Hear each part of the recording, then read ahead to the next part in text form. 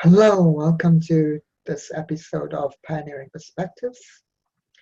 Today we're going to talk about turning or balancing the individualism and collectivism by turning the wheel of Dharma from a Buddhist perspective.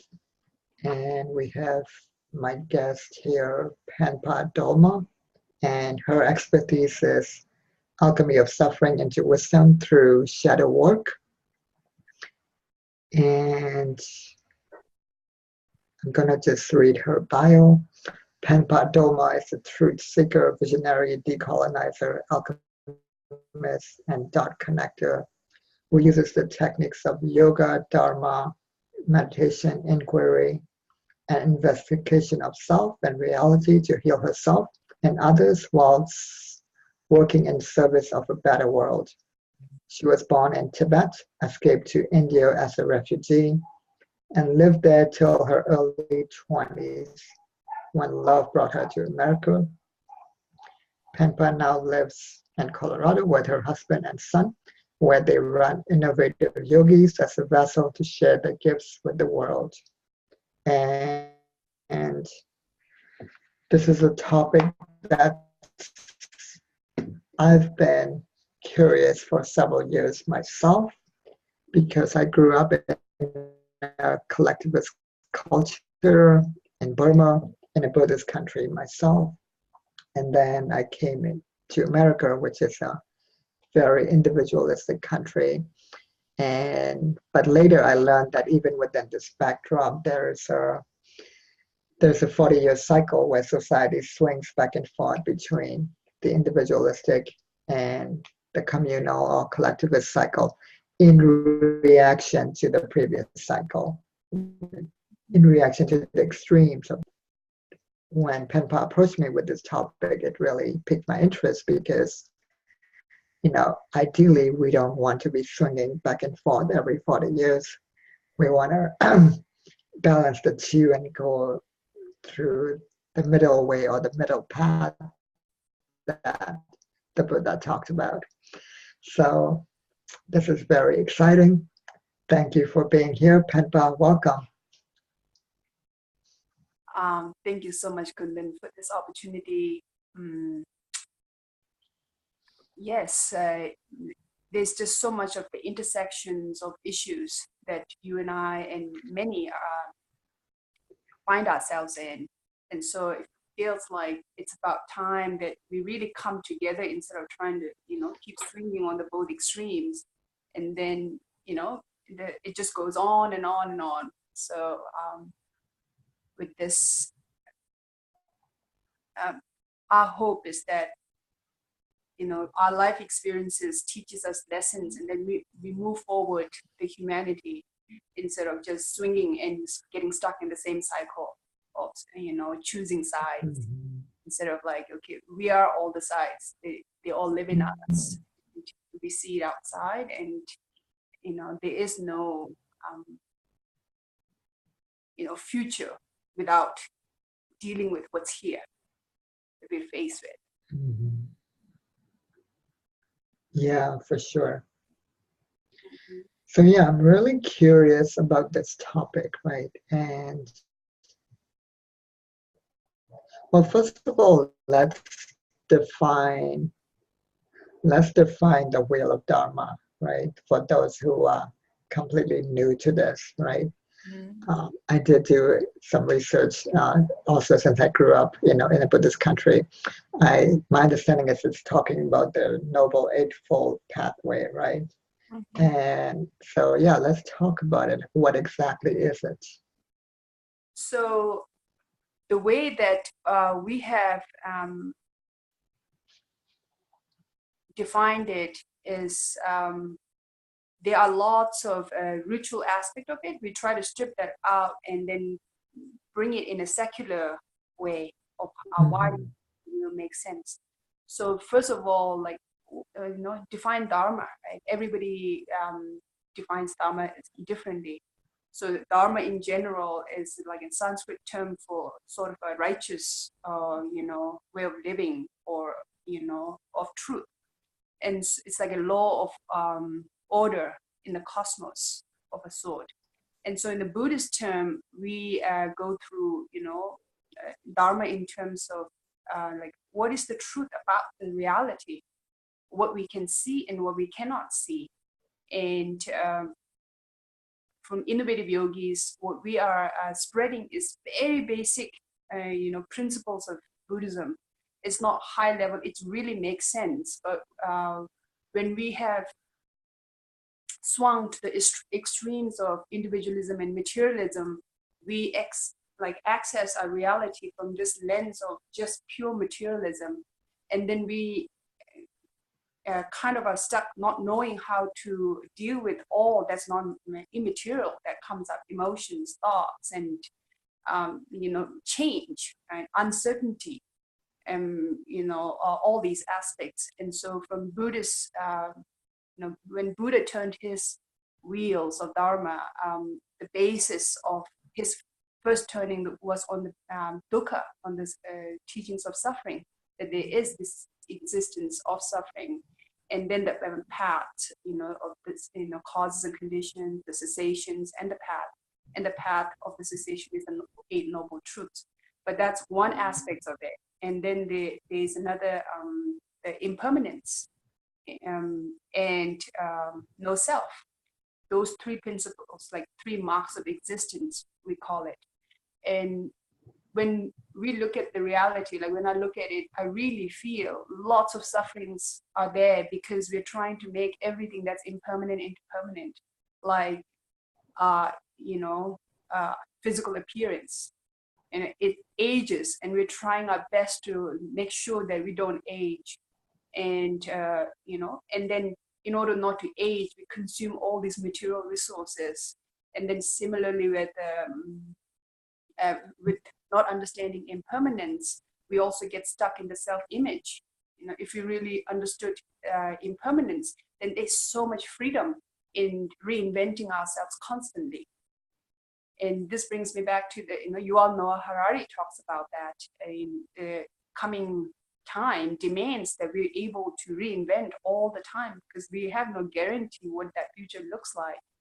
And so the Buddhist principle fit really well with those, because it is what the reality is. Like, it's seeing it with clarity. So we're constantly understanding that there is no independent self that's solid, that we're trying to hold on to so tight. In the material world, we do that. And it's like loosening those grips and then, moving around and shifting and changing and transforming in that sense. So. Yeah. Yeah, as far as that, especially the part about impermanence, there's a resistance to change, right? Not recognizing that change is the only constant, right? Which is another way of saying it's always impermanent. Yeah. And with that comes the addiction and attachment to the past, right? And this is where we have things like, Make America Great Again, right?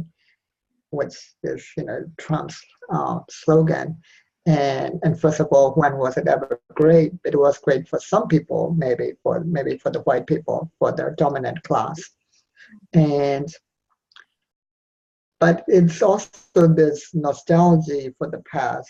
It's universal in both a personal level and a collective level, right? On a personal level, sometimes I would go into the happy memories of my past, right? And with that comes like regret, right? And what you've all said, I heard him say the exact same thing, that we're gonna need to constantly reinvent ourselves. That's the future we're having with the technologies of robotics and artificial intelligence, that the ability to reinvent ourselves is a single most important skill, right? But what he didn't talk about is what you and I are saying, that the foundation of that skill is a deep understanding that everything is impermanent anyways, that change is the only constant. Yes, absolutely. And also going back to what you were saying about, Trump talking about making this nation great, there's lots of like, we're not really examining how this country became great in the first place from that perspective, that it become great independently, worked by those supporters of Trump's and that ideology, that it was on the backs of the rest of the humanities, the resources, the Black, Indigenous, people of color, and then the colonized countries around the world, nations around the world. Even today, the oil, consumption of and addiction to oil and cheap labors around the world. So everything is happening in interconnected ways. So when we talk about environment, whatever issues we come in face with, like I'm in a point where I don't see any difference anymore between like myself and what's happening outside. It really feels like when I separate myself, I'm separating from truly. And when I separate myself from everybody, like I'm separating within inside me. There is, I don't know, maybe probably like living in a collective culture or whatever it is, or having come from a background of refugee, poverty, and feeling powerless and silent. I don't know, like everything, it feels like we're all in this together. And, like one who were once oppressor, if they did not learn how to be compassionate and have the perspective of working with the privileges and the blind spot of that, they're going to be in the oppressed position sometime later. It might not happen in our lifetime, but it will happen. It will time. And so how do we prevent the suffering from, these carried feelings and emotions, generational trauma down the line?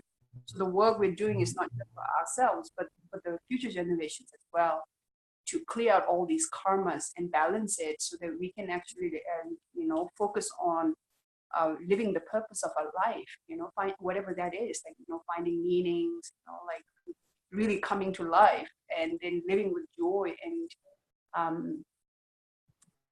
for full liberation, whatever that it looks like. It feels like in order to do that, we need to come on this even playing ground for all, so we can move.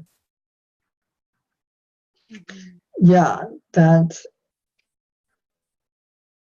when you said about the oppressive class, which is the white people, one day they will become oppressed.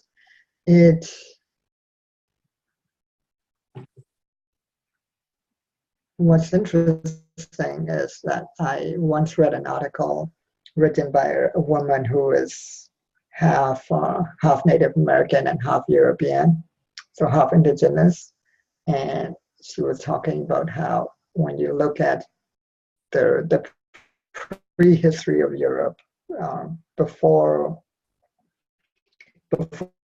slavery, and like if you look back, like maybe 800 years ago or 1,000 years ago, like before Lester's, right? They had their own indigenous tribes all over Europe. So, for example, before the French, there were the Normans, before the Norwegians, there were the Sami, and the Sami actually exist to this day, And then before the British, there were the Anglo-Saxons, the Celtics, and the Britons, right? All of these indigenous tribes, and they were all oppressed and murdered and killed, and a lot of them were wiped out.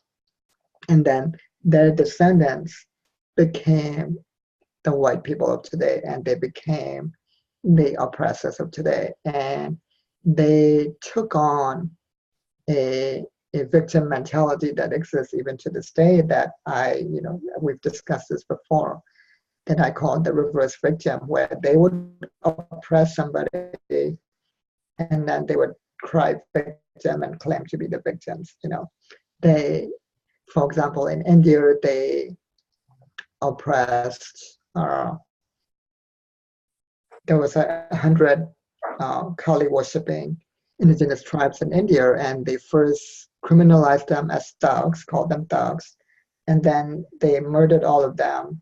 there was a genocide of 10 million people, and then they claim to be the heroes, right? That's always the narrative, that they are the heroes, and they were stamping this, rebellion.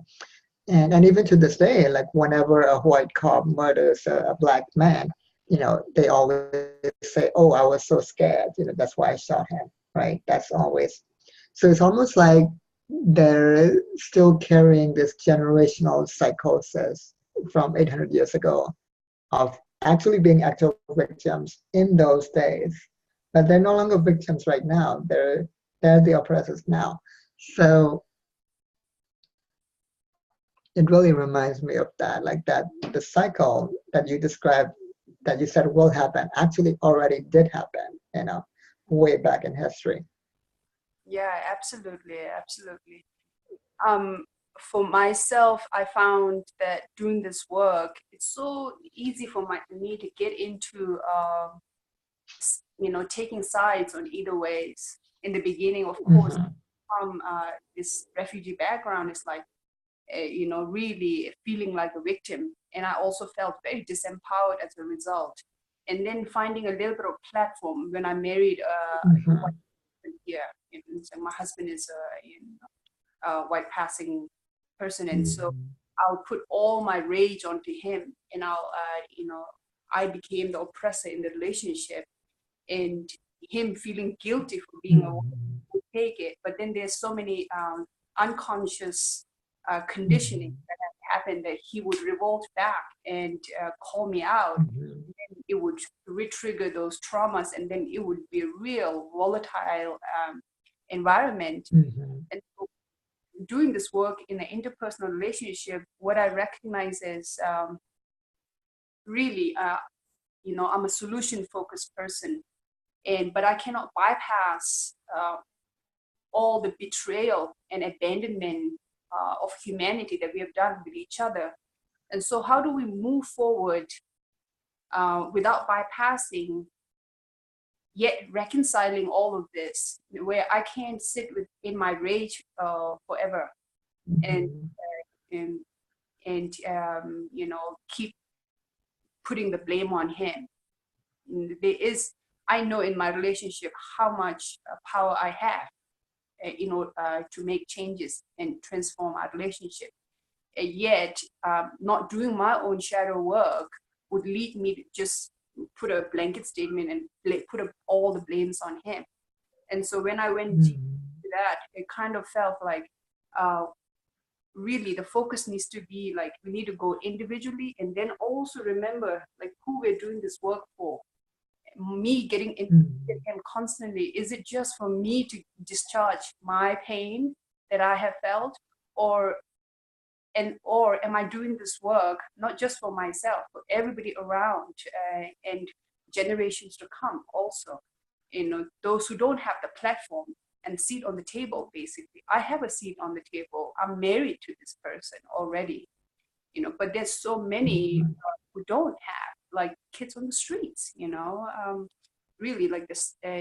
For me, the vision of me is just a lot of it is children, neglected, abandoned, begging and trafficked, enslaved in these ways. And when I feel like I'm getting too righteous in my anger and rage, I look at him like, no, he has to become an ally. He has to become part of the solution. And how do I bring him becoming part of the solution is I need to learn to listen to how he came to be, how he is, what was his condition. Just like I had my conditionings of, being born in the single lens of the story, of being a Tibetan refugee, poor, this, that. He has his own story of being a white boy in a, patriarchal, capitalistic, individualistic paradigm, that would, you have all these clubs and cliques. In order to fit into the toxic masculinity, he had to sever his own humanity, the emotional part of himself, to fit in. So when I kind of understand the dynamic, the play of this, then it's so hard to place him as or just the white as oppressive category. And there is truly a kind of a systemic injustices that benefits white, wealth class, educated, older, cis. There's all these natural hierarchy that have been kind of came to be as a result of white supremacy and patriarchal, capitalistic and individualistic, and that becoming the mainstream and the dominant narrative. And my own journey is, what's the currency in the universe? Like, not just of this, what's the currency of the cosmos? And it constantly feels like more perspective you have, more free you are of the single limited belief. And there's a potential for more liberation when I could hold simultaneously multiple contradictory perspectives, yet see the undertow, the essential core of that. And for me, that feels like, whether it's an overconsumption of material or the poverty there, it as a result of disconnecting each other from self, from others, from the environment, from the cosmos. So in order to fill up this disconnection, we are, just filling it up with stuff, and the stuff never fills up because the emptiness is not made out of stuff. It is made out of connection. It is an intangible, spiritual, energetic thing, that's not on the surface, on the material level. It cannot be seen under microscope, like in the physical microscope, but we can see it when we come back to ourselves and see what that emptiness, that void that we feel is made out of. So yeah, it's all like very together for me. Yeah.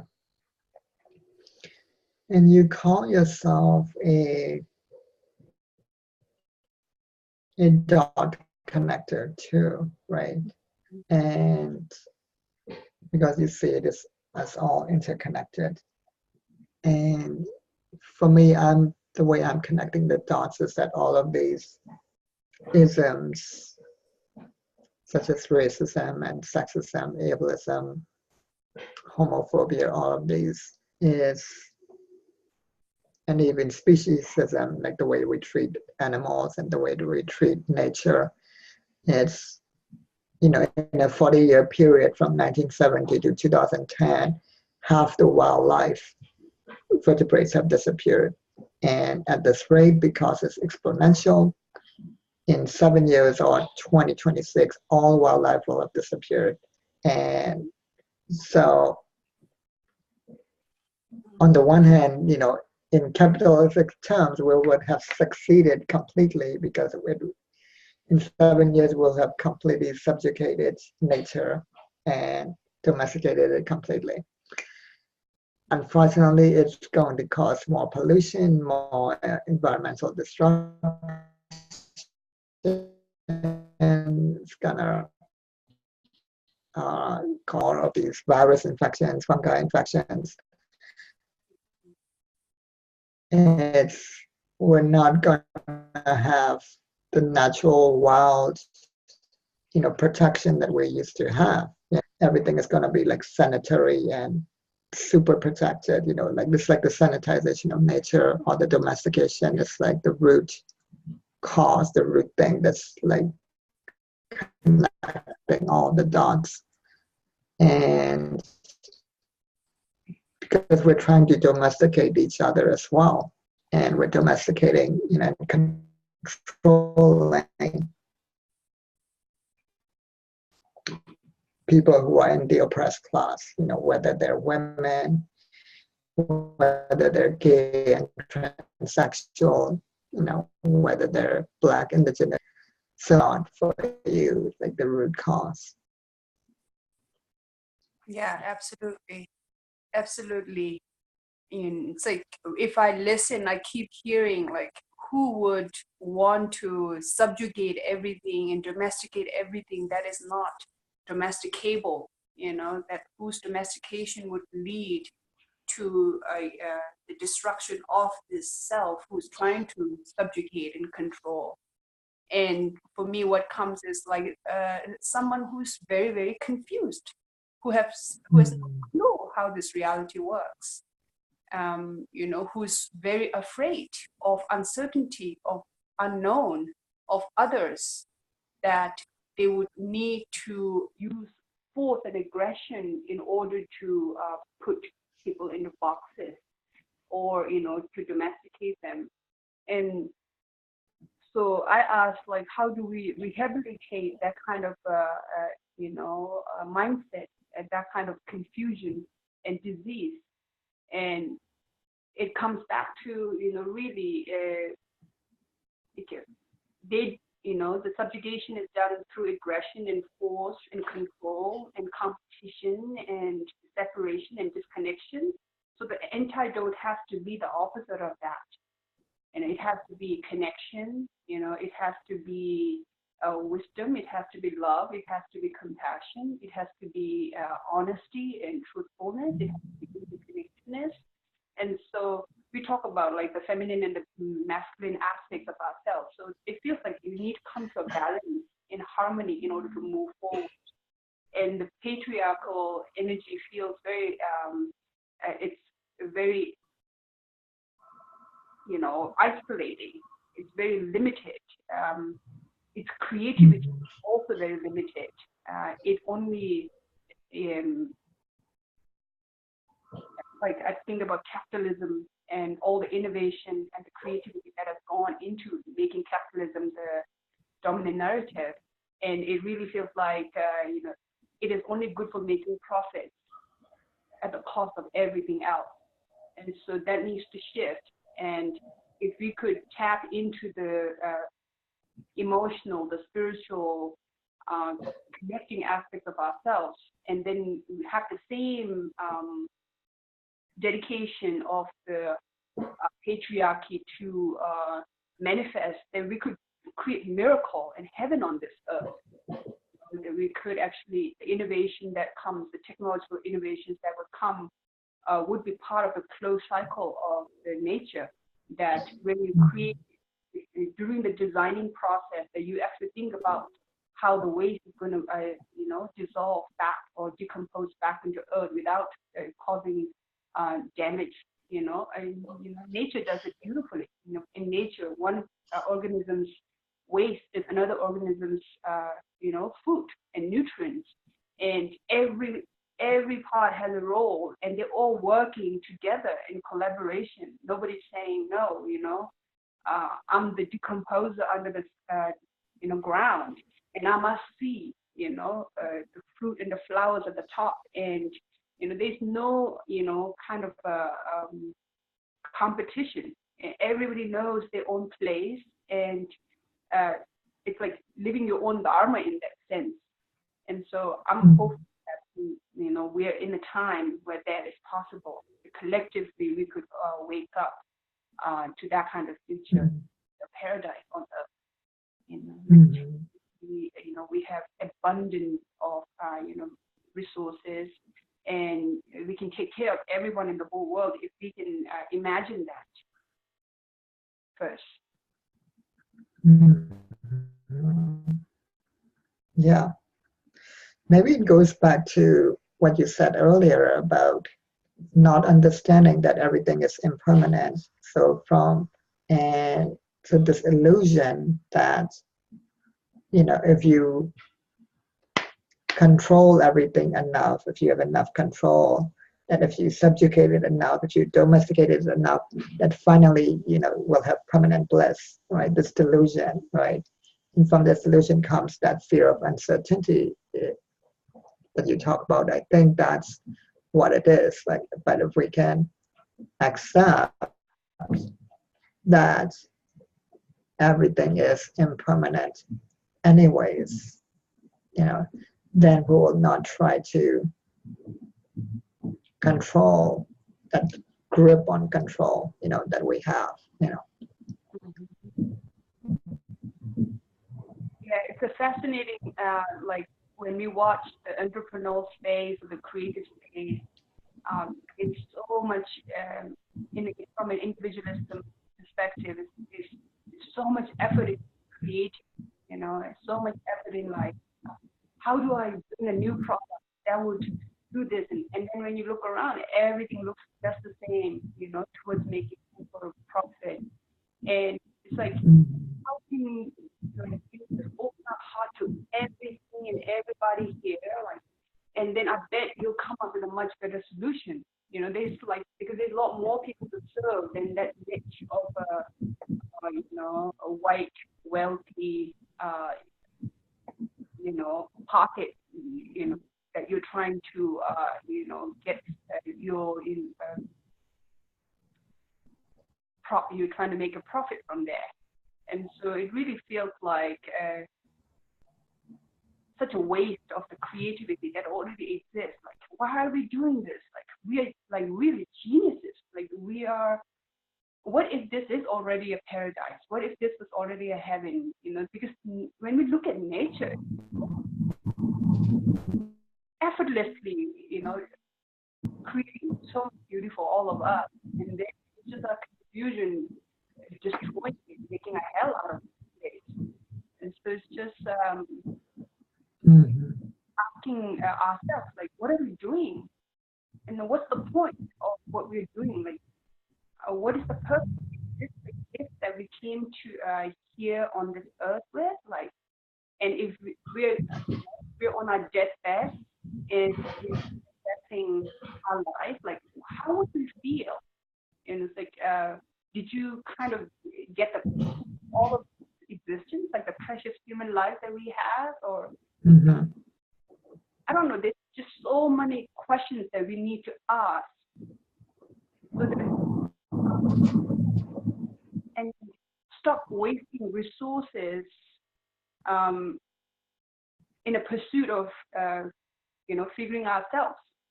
And it's like, you know what I mean? Like in capitalism, like there's just so much of consumption in order to figure ourselves out. And basically, a lot of it is just addiction. It's like, if you can pause, not consume so much, take break, because everybody's overworking. So why just not relax? And just like, okay, what's the point of all of this? Let me figure out what brings me true joy. And a lot of times, what brings us true joy is in alignment with the cosmos and with everything, because our happiness is dependent on everyone that's connected to us.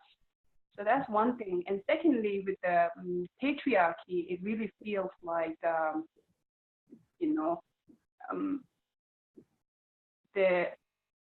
there's just so much pain in the that men are going through that nobody was willing to talk about, because they're supposed to be the most privileged. In this arena to win, it should be the men, and especially white men that has and access, and yet the male suicide rate is higher than women's. Addiction is higher, and there's so many, like, societally we have what do you call it? Accepted that being a workaholic is a great thing, but workaholism is another addiction. And just because it makes money, makes you a better provider, you kind of hide behind that neurosis. But when we truly look at it, it's like, I feel like, we're in a very hungry ghost like realm where nothing is ever enough. And so I just see the pain, and there is a systemic injustices, but at the threat that is underneath is that that there's just so much suffering and pain and misunderstanding, that we're not sitting with each other, pausing and listening to each other to say, like, where do I find the common ground? Where is the commonality? Where is the common humanity here? Instead of just looking at it. And it feels like if you don't talk about our commonality first, it is really hard to talk about the difference, because we haven't created the context. We haven't created the trust, at the friendship first. And so right now, yes, we're looking at each other like, you're different than me, and then so let's debate and fight about it, instead of, you're a human, I'm a human, and there are certain human experiences that we all go through that has unique manifestations. And let me hear about the story, because this is your cosmic journey. Just like my cosmic journey is different, even though we're sitting here trying to communicate in this way, yet, we're, galaxies apart, maybe, stars apart in our understanding of what's going on in our world. And so there seems to be a lot of understanding and communication and dialogue that needs to happen in order for us to start learning to see each other and trust. Then we can bring these accountabilities, because once we do that, a lot of times the accountability comes naturally. I really see it in my own family. When I became more honest, the other becomes more honest too. When I give them the benefit of doubt, they give me the benefit of doubt. And yet, there is no place for anger and rage and all of this. The point is that we cannot abandon each other anymore. If we have to fight, we have to fight. But we cannot abandon each other from the heart. Like, I give up on you. You are, not reformable. You are unchangeable. And that principle, like a lot of times, victims like that. That I can the predator because that person is evil, dark, toxic, and they'll never reform like this. And for myself, from a Buddhist perspective too, that feels like a very disempowering place. And it's not, it's not really in alignment with the truth, which is that everything changes. It is impermanent, and there is, that suffering is not a possession of one group. That we all suffer as a result of being born in a confused, with confusion of not knowing our true nature. So I'm constantly trying to find bridges, because I have lived in the despair, hopelessness, and all of this for over 30 years. And it was only doing the shadow work myself and that I can see the vision of a much more beautiful world. And it doesn't take us going out to change as much as we bridge all the disembodiment that's within ourselves, the reset, our love from our hate, patience from our guilt. I only want love and light. I don't want truth and the shadow work that comes with it. And again, inside the polarity has happened, and outside the polarity also manifests. And so that's in the work. Yeah, what you said about male suicide really reminds me about how, because as individuals, especially people who've gone through trauma like you and I, there is always sometimes on the individual level, there's the danger of trying to quote unquote rescue somebody that we ourselves by alone on an individual level, we cannot change somebody, but on a systemic level, we can help change the system, and by changing the system, through the system, I think we can change the individuals within the system too, because I think an oppressive system ultimately oppresses the oppressor also. It's like it's its own entity, and it becomes the ultimate oppressor, which is why we have these male suicides. We have half the country on either antidepressants or illegal drugs. People, the privileged white men themselves are suffering in their own way, in a different way. Of course, there are different levels of suffering. It doesn't compare to, say, a trans Black woman suffering. They're suffering a million times more. and I'm suffering a million times more than a white man too, and so are you. But they are suffering in their own way, in a different way also, and it doesn't give them a pass. You know, they still need to be responsible for the system they created and to change. But if we can recognize that they're suffering too, then there is hope, because if they're suffering too, then at some point they'll be forced to change their ways. You know, like that's the only hope, you know. And and on a collective level, when you talk about, you know, heaven on earth, I'm reminded of these two stories that are true stories uh, that happened in recent years in different parts of the world. And they're like completely opposite stories that it just amazed me. One was, and I heard them like within a few days of each other. You know, first I did the interview with Dr. Salas Rao when he told me the story of hope, and then a few days later, elementary. So let me start off with a story that's alarming, right? So there's this in Indonesia. There are these indigenous tribes, and they used to be very self-sufficient. They grew their own food, and they didn't do the mono agriculture that we do, the monoculture. What they did was more like agroforestry, and they had these mountainous steppes, you know, where they grew different kinds of foods, and they shared it with each other. And then through the encouragement of Western corporations, the Indonesian government came along and forced them to start growing cacao trees because of the cacao demand here.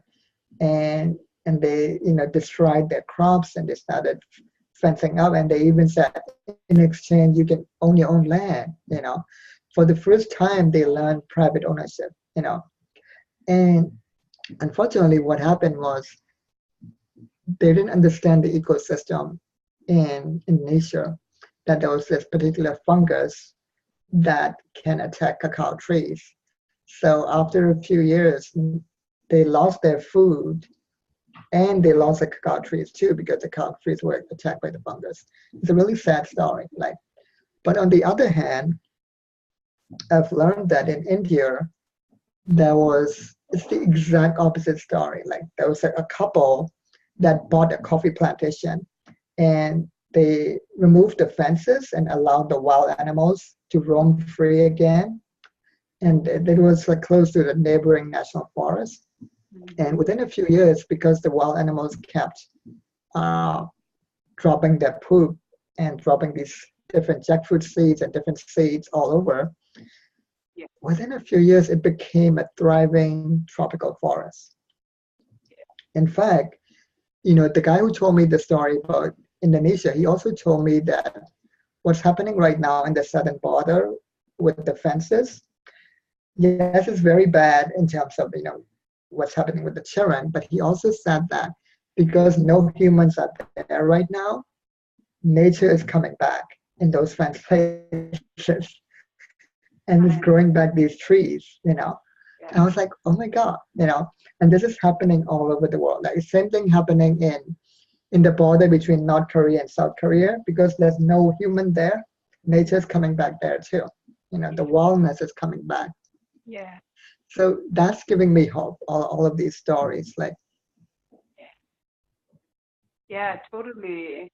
It's funny that the only variable that needs to get out of the way is the humans in order for everything to come back into life, you know. Yeah. And then in the cycle, you know, if you take the human away, everything else thrives, you know.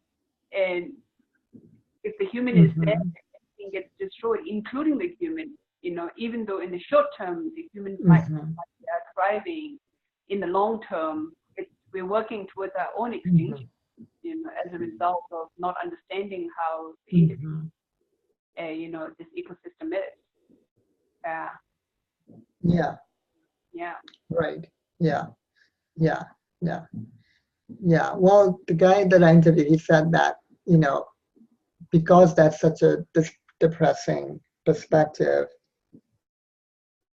he came up with the idea that maybe it's time we're evolved from being that kind of predator species into more of a caretaker role, where we not only get out of the way, we also ensure that the animals are taken care of and protected.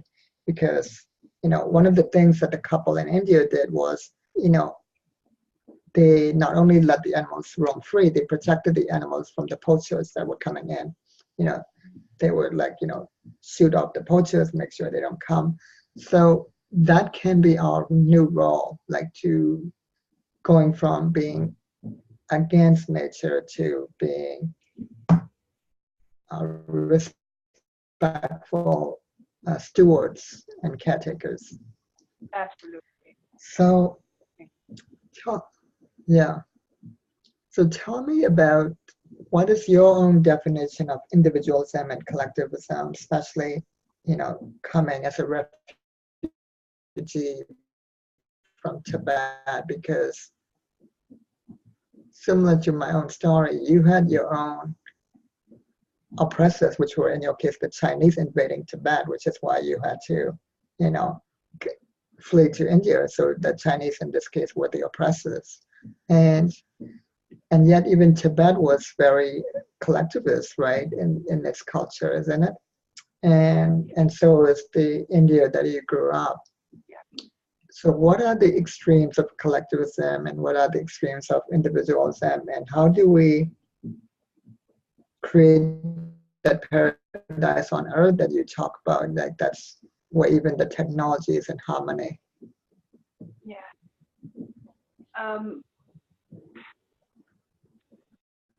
For me, I just look at just the word itself, individualism and collectivism. Individual is a priority in the individualism. In the collectivism, collective is the priority. And so in the individualism, the beauty of individualism is because the individual is placed in front of the collective, the individual can go far. There is no restriction per se, because there's the right of the individual protected highly beyond the collective. And so that's there. And then in the collective, because it's a collective, you have the support of the community and the understanding of the interconnectedness that to a certain degree everybody is taken care of. And there is a lot more heart-centered. And the individual, it feels very much like a mind-centered, like kind of brain-centered of sorts. And then the drawback I feel is because the individual is unchecked, in terms, especially when individualism meets capitalism, then there is, really like crony capitalism, destruction of environment, and all of this is allowed because the collective is not checking or regulating it. Because if the government regulates, then there is a resistance to government's regulation, saying like, you're interfering in my personal rights and stuff like that. Whereas in the collective, I feel like if an innovation comes in a collective world, it'll have to go through the consensus of everybody agreeing that this is good for this is beneficial and good for the community as a whole. Like it really kind of pulls back the innovation and makes it more gradual instead of really fast, like in an individualistic society. And I see in both that everything needs to be checked to make sure that it is not destroying any other organisms and it's harming humanity and all of that. Yet, because of too much of doing that there is not so much innovation happening a lot of times. There is a control or kind of conforming the individual to the collective. So the individual. Yeah, it's very conformist. Yeah. Yes, it's very conformist, but yet on both sides, patriarchy rules. Patriarchy shames in both cultures, whether it's collectivism, you use guilt, you use shame, you use criticism, you use control, into getting things done, instead of kind of honoring with inspiration, education, collaboration, and creativity. In that feels like if you can bridge that, then the individual who is visionary and innovative and creative can propose, the vision, and the rest can really, investigate and then support that, and we move forward instead of block any innovation out of fear of unknown, of what's coming. In the collective, we have a lot of fear of new ideas. Like we just close ourselves. And to a certain degree, one of the reasons why we say that Tibet lost its independence is because we were very close to the rest of the world. Collectivist culture who was very, felt very safe in the roof of the world. And we're at the highest plateau, and so there's a natural geographical boundary from the rest of the world. And if anybody came with new ideas, we were kind of like, not really sure about that. We don't want to invite that kind of so we kind of blocked a lot of that. In terms of participating in the world politics. Like a lot of Tibetans didn't know much about, World War II or First World War or what's happening in the rest of the world. The elites, the aristocrats who were educated knew, but the rest did not know. And for me, constantly, it's like, we lost our independence in connection with the world's politics and history.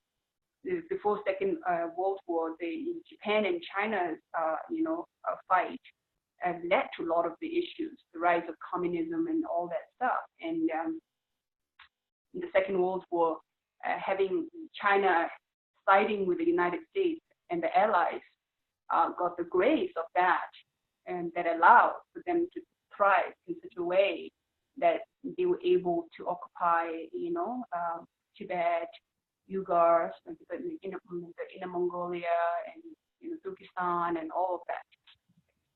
So there is both sides have the benefit, both sides have drawbacks, and I feel like if we can see that, we can come more to a middle ground where individual has a right, as long as it does not cause harm to the rest of the interconnected existence. And then also the collective has to kind of stop interfering in the cosmic journey of the individual who has the full right to figure out that path for that person.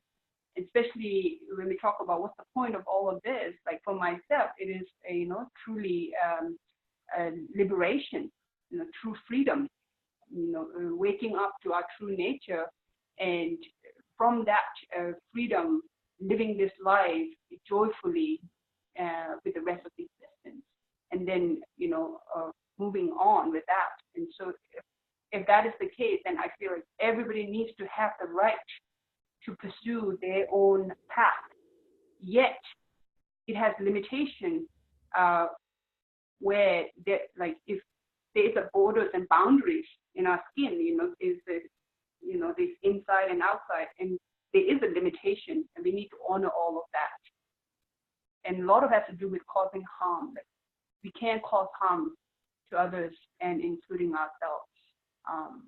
And that's where the boundary gets broken, and traumas and everything, and all the conflict comes. And if we can be more aware of that from the beginning, then we can skillfully, permeably go in and out, instead of having really strong walls and closed hearts. Yeah. Well, thank you so much for this.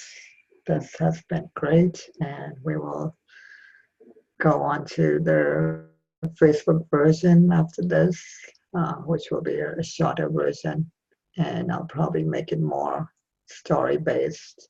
And to conclude, I guess it would be about